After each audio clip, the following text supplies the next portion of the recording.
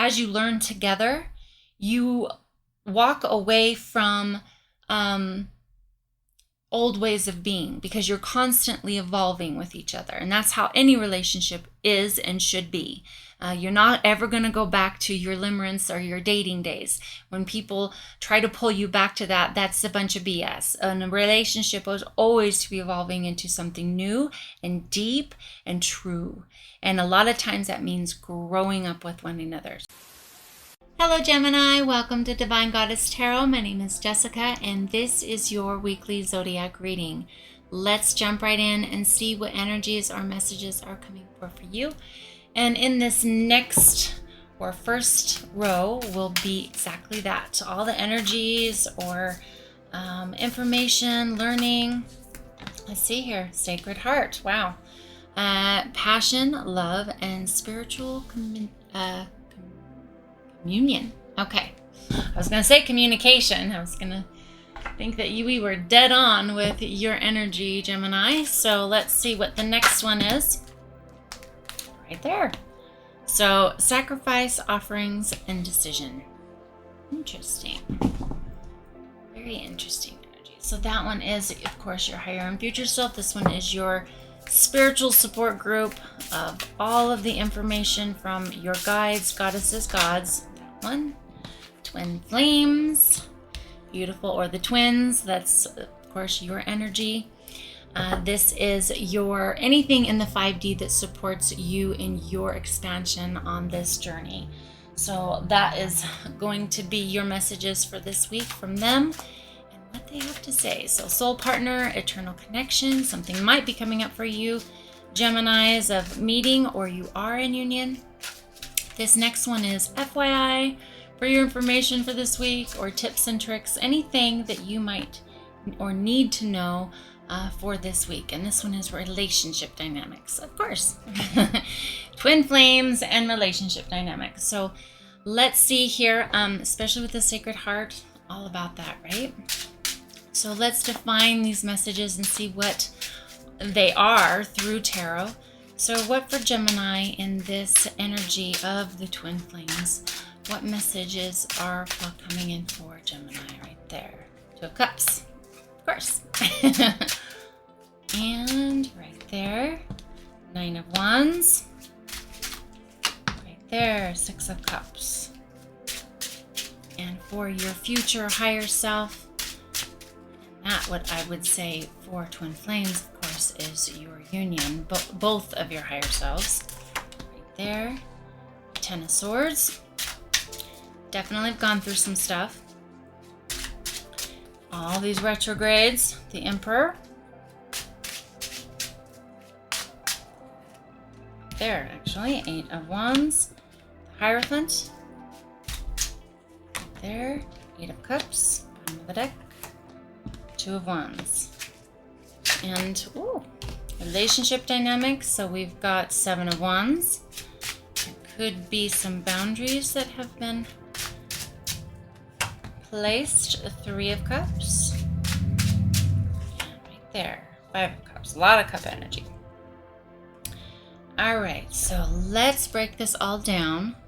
So I really feel that either some of you are going, especially with all this retrograde energy and the full moon, a lot of you have already met your twin or you're about to. I'm feeling that this could be some of the things that will come up or some of the things that have come up for you.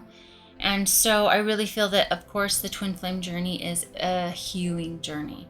It is your mirror. And as you've gotten directly underneath the Sacred Heart of passion, love, spiritual communion, you know, that is that equal cup, that is that mirror of who you are. And they are going to show you everything that you not only fear to see, but don't want to see, and everything you love to see. So it is that beautiful partnership that pushes us further than any other connection that will ever happen in our existence. And so with that comes a lot of work. And you've got the Nine of Wands right there. You know, this is success, because this relationship is success, even with all of its bumps and bruises. along the way, it truly is success because it pushes us into our divinity that we are. And so you are coming through a time of kind of beat up. It could be one of those valleys. And so with that, you've got the Six of Cups right underneath, which I really feel is coming out of that. You've with all of these retrogrades, it's been a little bit rough. You've got the Seven of Wands over here, the Ten of Wands, and then of course Eight of Cups and Five of Cups, which are, you know, they're just vibrations of a lot of change, a lot of heaviness, a lot of work. And I really do feel that with the Hierophant here, with the Emperor here, and then the Three of Cups, there's going to be a reprieve for all this energy. Bear with, you know, Geminis, you know, your Mercury is going through retrograde right now. You've got Mars as well as going through Gemini. There's a lot of stuff going on for this healing, and it's not easy. It's not for the faint of heart. And the twin flame journey is not for the weak souls. It is for the strong, and it is for love. They are the lighthouses of love. But work is involved in order to be in union. And so I really feel that this has been a part of your process. You've been through it. The dawn is rising. If you're going through the dark stuff right now, the dawn is arising. If you've been through this, you know that it is all worth it. It just takes time. But it's one of those things that will transform you completely. And with that, right underneath, you have the Emperor, which is saying, yes, because of all of this, you will find stability, you'll find your grounding, you'll find your strength in all of this. And it's a lot, but you've got this. And that is really stepping into that grounding energy. A lot of times we can be so wrapped up in the higher dimensions of this union that we forget that we're here for the curriculum of Earth, of expansion, of growth.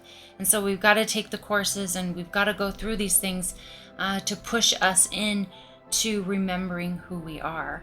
And I feel like the messages and all of this has come really fast. You know, if you have just met your twin or you're about to, it's coming in fast. All these lessons will happen very fast because you've never experienced anything quite like it. You've never experienced looking into the person that you have been in search for, your soul has been longing for your entire existence. And so when you finally are in union in the 3D, it's very overwhelming and empowering and scary all at once. And anything you thought was healed will show you where it's not.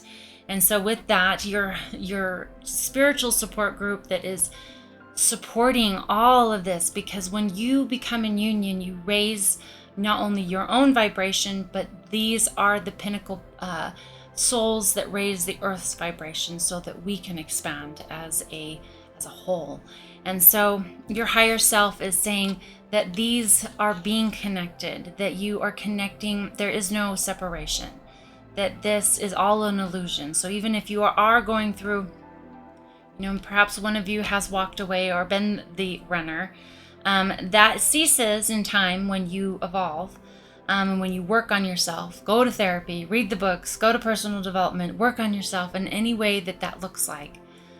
We really do raise our vibration so that we can be in union. And so with that, you know, this energy is saying, do the work. Separation is only the illusion. And when we really tap into that and are letting go, in other words, you know, that's what the recipe or the secret ingredient of manifesting what you want is, to let it go.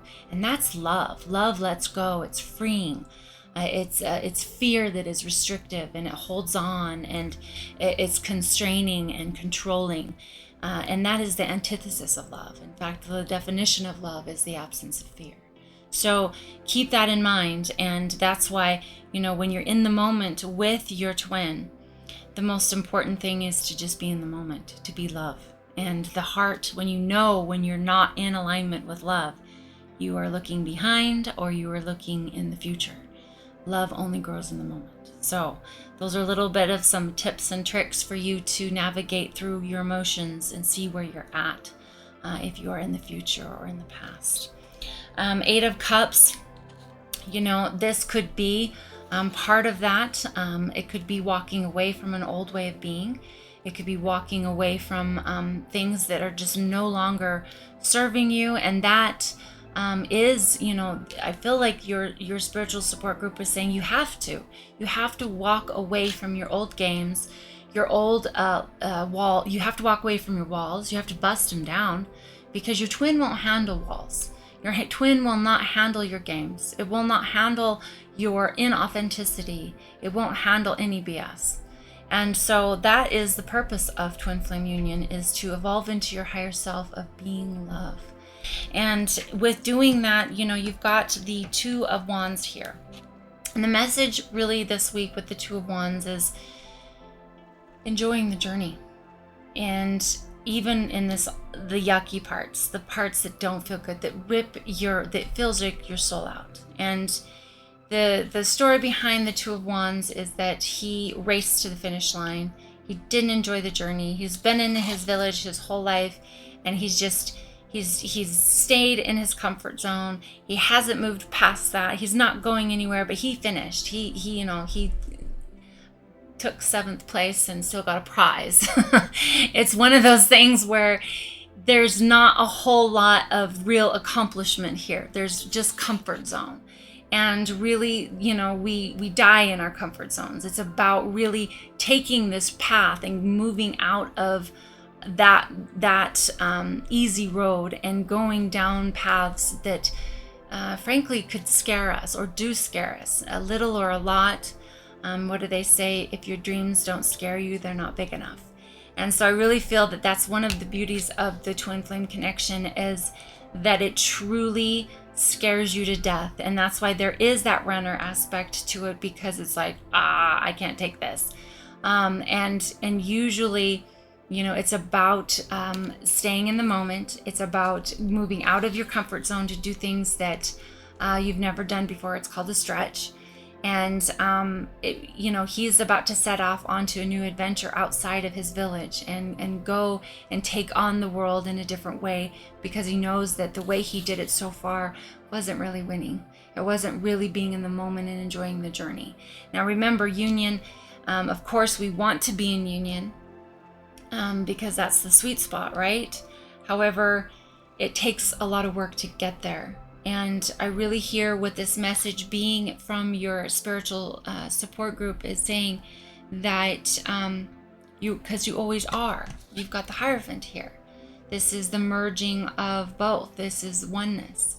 And it's your higher self with your physical body here on this plane. And there is no separation. It's the illusion of it. And the same thing with your twin. And so with this, it is fully... it's time that no matter where this journey takes you outside of your comfort zone, even if it is, you know, laying on your stomach with a bunch of swords in your back, and that's how it feels, that is the journey. That's the change. That's the risk. That's the, you know, getting in the arena and risking everything for this love, because it's worth it. There's no other reason why we're here other than love and connection. And that is the journey, is to go and go move outside of our comfort zone.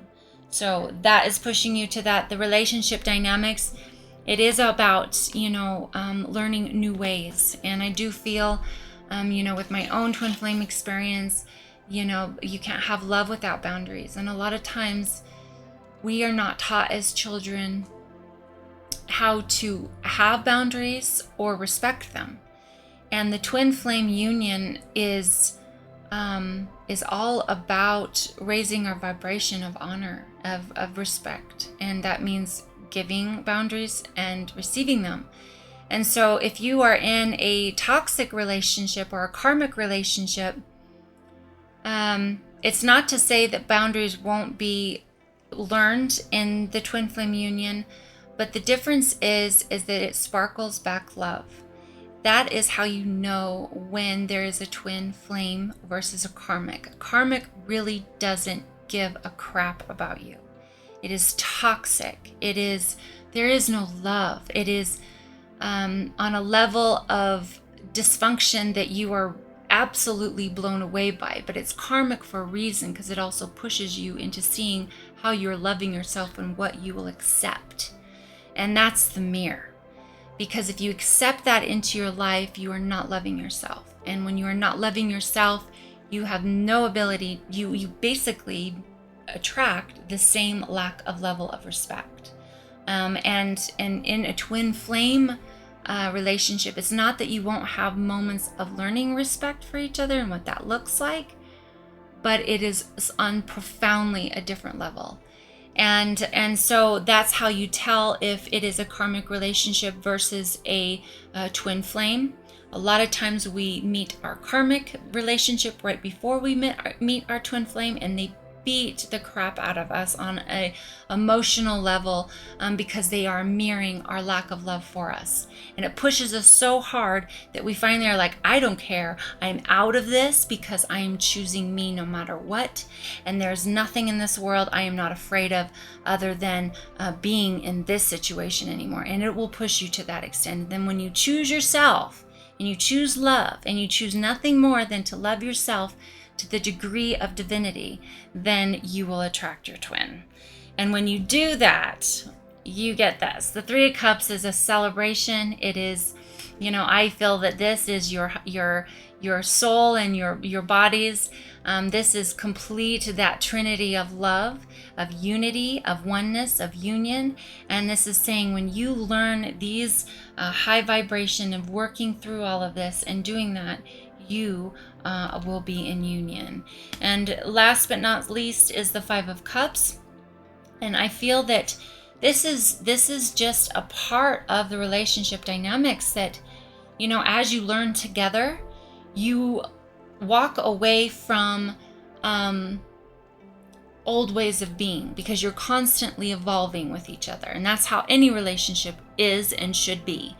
You're not ever going to go back to your limerence or your dating days. When people try to pull you back to that, that's a bunch of BS. And a relationship is always to be evolving into something new and deep and true. And a lot of times that means growing up with one another. At the beginning of limerence, we're completely validating each other. Everything's new and shiny and it's awesome. And oh yeah, they do something little and we're like, well, that's so awesome. And then pretty soon after a few years, it's like, yeah, I know all your tricks. I know all your moves and it's no big deal. And it's like, that's when we challenge each other to grow. And so a lot of times I know like I said, in my journey, the learning I've had is that sometimes when you go through these bumps and bruises and fights and transformation, for me, I saw them as loss. I saw them as something wrong. I saw that they were failures rather than wins. They were growing moments. And so I feel that this message here for you is to not get stuck on the growing moments that, oh, we had this big blow up fight. It lasted a week. We broke up.